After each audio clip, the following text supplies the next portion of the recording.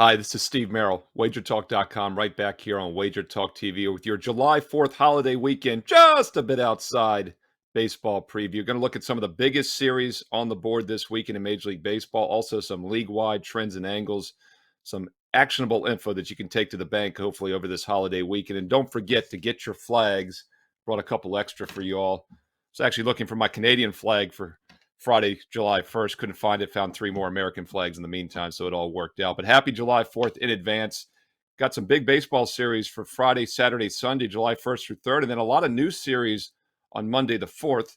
But I'm going to give you some general league-wide stuff that might help you with those news series as well. So whether you're joining us heading into the weekend or at the end of the weekend, be sure to check out WagerTalk.com each and every day for baseball best bets. And I've been red hot head into the Friday on a 19-11, 61% run the past 3 weeks in MLB. Of course, the month before in May, we had a 67% month overall, hit 61% in June on MLB totals. No surprise that totals are heating up as I was number one last year at WagerTalk.com, picking up over 45 units on totals alone. Been focusing on those a lot the past few weeks, and it's really been paying off for my clients. And if you haven't been on board, shame on you. Now is your chance. I've still got a $50 discount off a full month of baseball. 30-day package is normally $189. Get it for just $139 with promo code MLB50. MLB50 gets you $50 off a 30-day package. Steve Merril, WagerTalk.com. Or if you want to start small, we have a site-wide 7-day special for the price of 3. July 4th special, no promo code needed, 7 days for just $59. That's normally what 3 days cost. You're getting 4 more for free. Check it out, Steve Merril, WagerTalk.com. All right, lots of stuff I want to get to here. Make it a quick hitter for you so you get back to your barbecue and blowing up a quarter of this great nation with your fireworks as well. But first, I want to talk some league-wide stuff. You know, last week I talked about teams that were looking expected one-loss record. It's a great way to look at teams that are maybe over or underachieving. One thing I forgot to mention on last week's video, though, is another great thing to look at is record in one-run games.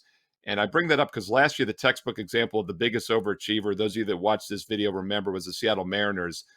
They were well above 500, but they had a negative run differential. And the reason they were winning a lot of close one-run games. So sometimes you can find over and underrated teams based on that stat. And one team that's been playing pretty well the past few weeks is now second in the AL West ahead of the Angels is the Texas Rangers. Heading into Friday, they're 2 games below 500, but they're just 4-13 in one-run games this season. That's the worst one-run record in baseball. So I wanted to point that out. Keep an eye on the Rangers.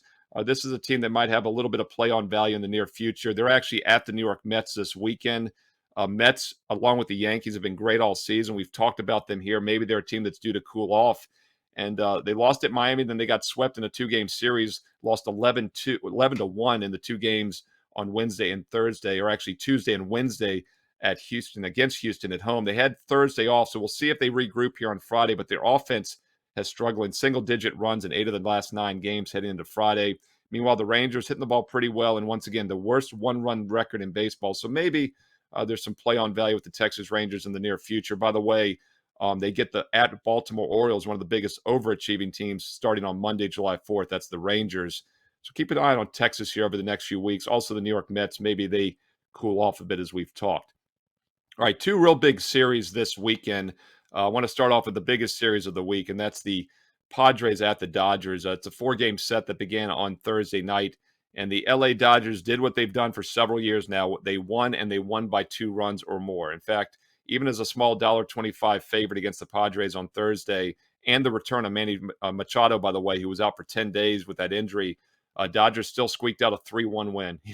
Small favorite. They only scored 3 runs, and they still covered the run line. That means headed into Friday, 71 of the 75 Dodger games this year, the Dodgers have either won by 2 runs or more, or they've lost outright. So keep that in mind. Once again, if you're playing the Dodgers, you normally want to lay the 1.5 or just play the other team outright on the plus money line. And a lot of times the Dodgers have been over a $2 favorite when they've lost outright. That won't be the case here, obviously, against a very good Padres team.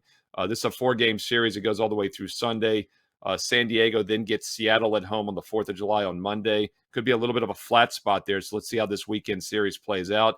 Speaking of flat spots, Dodgers definitely had a hangover this past week on Monday at Colorado. They had that big game, a big 3-game series at Atlanta, had the playoff NLCS revenge against the Braves. They won the last game on Sunday night, 5-3 in extra innings, had to travel without rest, go out to Colorado, and they laid a stinker to say the least. They got shut out in hitter-friendly Coors Field had only 3 hits in a 4-0 shutout loss. That was probably the biggest flat letdown spot you will ever see in baseball this past Monday as the Dodgers lost that game. They did bounce back they lost the next game after that, but then they bounced back to win 2 straight against Colorado in that first one on Thursday, as I mentioned, against San Diego. So we'll see how it plays out this weekend.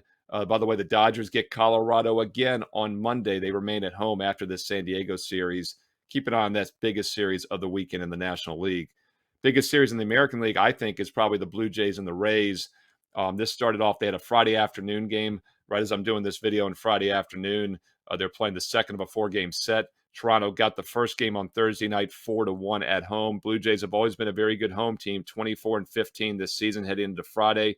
Excellent offensive team. They started a little slow this season, but they've really picked things up. Double-digit hits in 3 of their previous 4 games. Rays, meanwhile, 5 hits or less in 2 of their last 3 games heading into Friday.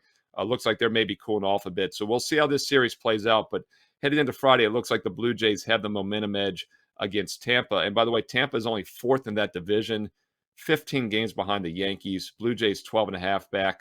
I don't think they're catching New York, but we do have extra playoff spots this year.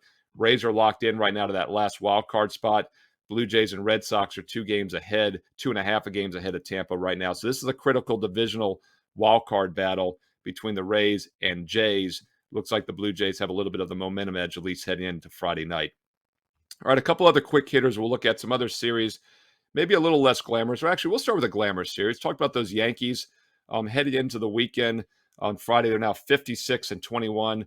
That's a pace to win about 119 games still in the season. Really remarkable what they're doing. Actually, it was 119 before they lost 2-1 to the Astros on Thursday. So I think they're on a pace to win about 118 games. I still say this team doesn't win more than 110. But that doesn't mean they're not going to win 60% the rest of the way. You are getting inflated prices, so I think it's going to be very hard-pressed to find value with the Yankees anytime in the near future.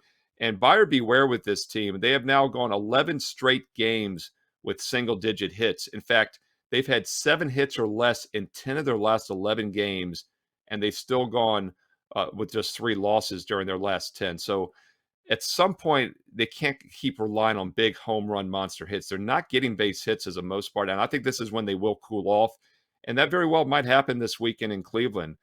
Cleveland is a team that's playing well above their means, coming off a big series against division rival Minnesota, in which they took 3 of the previous 4. It was a 5-game series, and the momentum really switched on Wednesday, in which the Twins blew a 6-3 lead in the bottom of the 10th. The Guardians got 4 straight to win 7-6 in the 10th inning. I know because I had the Minnesota Twins as my free play on my WagerTalk.com page that day. That was a game that was just a bit outside for making the cut. It was a tough beat nonetheless. Twins then lost on Thursday, a little bit of a hangover. Guardians got the 5-3 win. We'll see what happens starting tonight on Friday with this 3-game set against the Yankees at home. Cleveland could definitely be in a flat spot on July 4th, Monday, when they head to Detroit. So after the big Minnesota series and this Yankee series, be very careful with Cleveland in that July 4th game on the road at Detroit. We'll have to see how that plays out. By the way, the Detroit Tigers vying for one of the worst records in baseball, and they are actually still ahead of the Royals in their own division, and those 2 teams play a weekend series here as well. Detroit looks like the better current form heading into that one. They're hitting the ball a little bit better. They just took 2 out of 3 at Arizona earlier in the week.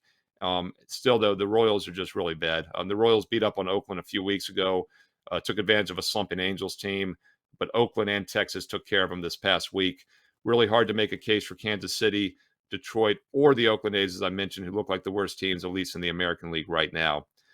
We'll finish it off real quickly with one other American League series for this week, and I touched on it a moment ago, but that Minnesota-Cleveland 5-game series, in which the Twins blew the 6-3 lead going into the bottom of the 10th Wednesday and then lost Thursday. Come back home Friday night. We'll see what happens against Spencer Watkins. Watkins has been just one of the worst pitchers in the league for the Orioles, so the Twins should get back on track Friday night. Keep an eye on that result to see if Minnesota picks things back up, and the Orioles are definitely a team that's due to cool off. Projected to be one of the worst 2 teams in baseball heading into the season. They have vastly overperformed this year, and they've been getting it done with actually a surprisingly decent bullpen. Orioles bullpen on the season, a 3.2 ERA, a 1.2 whip. Got to figure at some point, though, that's going to give. And the Orioles are probably due for a correction. They have the best run line record in baseball. Heading into this week, they were the most profitable team on the run line, and that's because they've won a lot of games outright as an underdog to start with. And even some of their 1-run losses, they've been covering the +1.5. I think that's a little bit of an overreaction. I think they do cool off in the near future, and the Twins could be worth a look here in this weekend series. We'll see how it starts off on Friday night. They get Baltimore on Saturday and Sunday, and then they have another big travel divisional series against the Chicago White Sox on Monday. The Orioles, meanwhile, will return home against those Texas Rangers, who I mentioned earlier in the video. If you're paying attention, we started with an underrated team in Texas. Now we're finishing with a team that's due to cool off in the Baltimore Orioles. And guess what? The Orioles host the Rangers on Monday, July 4th. Hey, lots of info we crammed in here for this July 4th weekend special. Hope you found it useful. Don't forget, if you want my official best bets each and every day, get them right now at wagertalk.com and get a substantial savings. First of all, if you want to try out a 7-day package, now's the time to do it. No promo code needed. Get 7 days for the price of 3. Normally it's $119 for a week. It's normally $59 for 3 days. You're getting 7 days for $59. That's half price. 7 days for $59. No promo code needed. Wagertalk.com. And if you want to take it further and really get investing, get a 30-day special right now for $50 off. Normally $189 for 30 days of my baseball. Get it for just $139. But you got to have a promo code for that one. MLB 50, MLB 50, 30 days, $50 discount. Steve Merril, wagertalk.com. Hey, don't forget, I post free plays almost on a daily basis as well. So if you're building your bankroll, check out the free plays for myself and all the other great cappers at wagertalk.com. Be sure to subscribe to Wager Talk TV right here. No shows on Monday, July 4th. Enjoy the holiday. I'll be back on Tuesday, July 5th. I'll be guest hosting Wager Talk today at noon Eastern next week. Also be making appearances on MLB First Pitch at 1:45 Eastern weekdays here on Wager Talk TV. So hit subscribe and hit the bell for instant alerts when these videos and shows go live so you never miss out. Give this video a thumbs up if you liked, if you found it useful. And most importantly, leave me your comments below. Let me know your plans for the July 4th weekend, your play-on-play against baseball teams. And most importantly, who's going to win the hot dog contest, Nathan's Famous, on July 4th. Don't bet against Joey Chestnut. America first. Happy 4th of July. Happy birthday, America. We'll be back next week here on Wager Talk TV. Had a great week and a safe holiday, and I'll talk to you again soon.